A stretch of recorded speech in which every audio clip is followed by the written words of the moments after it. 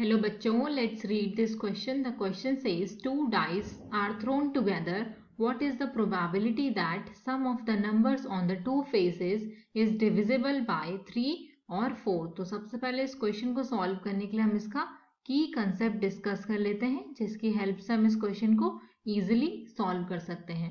तो यहाँ पर हमें प्रोबेबिलिटी निकालने का फॉर्मूला पता होना चाहिए, जो होता है probability is equals to favorable outcome. Probability is equals to favorable outcomes divided by total outcomes के equal, total outcomes। तो यही फॉर्मूला हम यूज करेंगे क्वेश्चन को सॉल्व करने के लिए।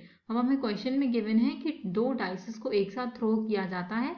हमें प्रोबेबिलिटी बतानी है that the sum of the numbers on the two faces is divisible by 3 और 4। तो सबसे पहले हम इस क्वेश्चन को सॉल्व करने के लिए अगर हम टू डाइस को थ्रो कर रहे हैं तो वहां से हमारे पास जो पॉसिबल आउटकम्स होंगे, पॉसिबल आउटकम्स या फिर जिनको हम टोटल आउटकम्स भी बोलते हैं, वो 6 स्क्वायर के इक्वल हो जाएंगे। 6 स्क्वायर की वैल्यू 36 के इक्वल होती है। तो ये हमारे पास पॉसिबल आउटकम होगा। इसको हम NS से रिप्रेजेंट कर देते हैं। तो NS की वैल्यू हमारे पास 36 के इक्वल हो जाएगी। अब हम लेट कर लेते हैं, लेट E कोई इवेंट लेट कर लेते हैं। Let E be the event, let E be the event that the sum of the numbers on the two face is divisible by 3 और 4।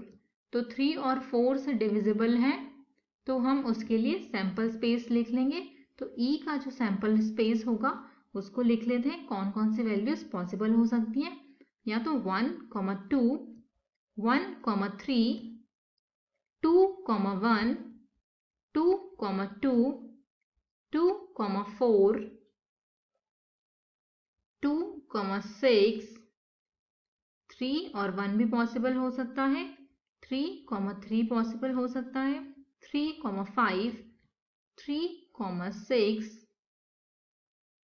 4, 2, 4, 4, 4, 5, 5, 1, 5, 1, 5, 3, 5, 4, 6, 1, 6, 2, 6, 3 एंड नेक्स्ट इज 6, 6। तो ये सैंपल स्पेस हो गया event E के लिए। अब नंबर ऑफ एलिमेंट्स जो होंगे इवेंट E में वो 20 के इक्वल होंगे। तो यहाँ से हम प्रोबेबिलिटी फाइंड आउट कर सकते हैं। PE is equals to NE upon NS के इक्वल होता है favourable outcome divided by total outcome.